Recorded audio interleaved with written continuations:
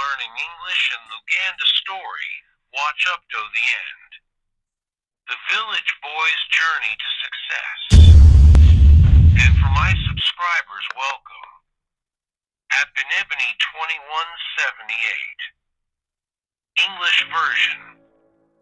Once upon a time in a small village at the edge of a great forest, there lived a young boy named Cato. He came from a humble family of farmers, where each day was a struggle to make ends meet.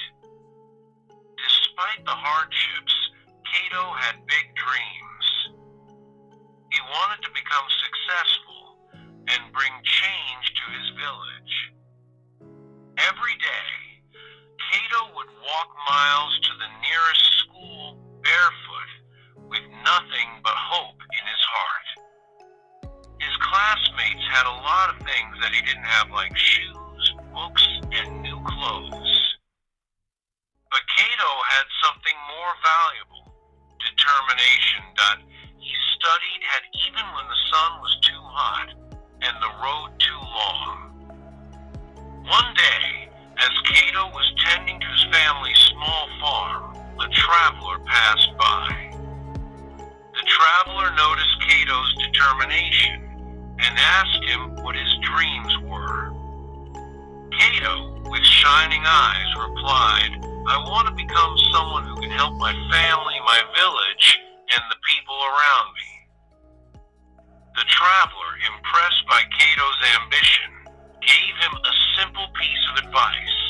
The road to success is not easy, but it's paved with hard work, persistence, and learning from every experience. Never be afraid to take the first step. Cato took the traveler's words to heart. He decided to leave the village and seek knowledge in the big city. Though the journey was long and full of challenges, Cato never gave up. He worked hard, learned new skills, and made meaningful connections along the way. Years later, Cato returned to his village, not just as a boy, but as a successful man. He started school to teach the children in the village and help modernize the farming techniques to improve the livelihoods of the people.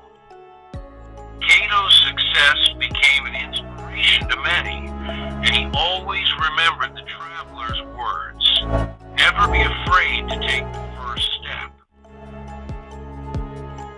Awo olwatuuka mu kaala akatono akaali kalinaanye ekibira, waliwo omulenzi omuto gwe baayitanga Kato. Era yali ava mu famire ey'abalimi enjavu, nga buli lunaku kwali kupatikana okufuna ekyokulya. Naye Kato yali mumalirivu era ng'ayagala kusanyusa famire ye n'okukyusa ekyalo kye yalimu. Buli lunaku Kato yatambulanga mayiro okutuuka ku ssomero erinaanyeewo ku bigere, nga talina kirala wabula essuubi mu mutima gwe.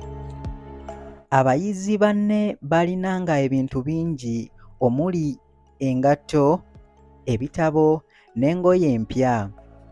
Naye Kato yalina eky'omuwendo ekisinga bwe bumalirivu, newankubadde ng'akasana kaakanga nnyo nga n'olugendo lulabikanga olwali oluwanvu, Kato yagendanga n'asoma. Olunaku lumu Kato yali ali ku ffaamu y'abazadde be, ne wayita omuyise. Omuyise yalaba obumalirivu bwa Kato era ne kimuwaliriza okusembera gye yali. Omuyise kyava abuuza Kato nti, "Ki ky'oyagala okubeera w'okula?" Kato n'amaaso amatangaavu yamugamba nti, "Njagala kubeera musajja mugagga asanyusa famire yange era nnyambe ku bantu ab'ekyalo kyange." Omuyise yasanyukira ekigambo kya Kato era n'amugambayo ekigambo ky'amagezi.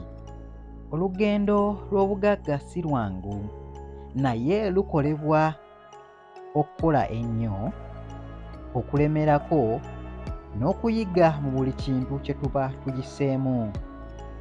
Era totyanga kutwala kigere kisooka mu buli kintu. Kato yatwala ebigambo by'omuyise ku mutima gwe. Kato yasalawo okuva ku kyalo agende mu kibuga ekinene ekirinaanyeewo. Newankubadde nga olugendo lwali luwanvu era nga lujjudde ebisoomooza, Kato teyawanika. Kato yasigala akola n'amaanyi okulemerako era n'okunoonya emikwano egimwongerako buli we yatuukanga. Emyaka gyayitawo era Kato yakomawo ku kyalo si nga omulenzi naye omusajja eyeekoleddewo akantu. Kato yatandikawo essomero ku kyalo okusomesa abaana nga kw'otadde n'okuyigiriza ennima ennongooseemu, awo obulamu bw'abantu bukyusibwe. Olugero lwa Kato lwakwata ku bantu bangi era yajjukiranga ebigambo by'omuyise. Totyanga kutwala kigere kisooka mu buli kintu. Okay, hope you've gained something. Ndowooza oyina ky'oggyeemu. Remember, every journey begins with a single step.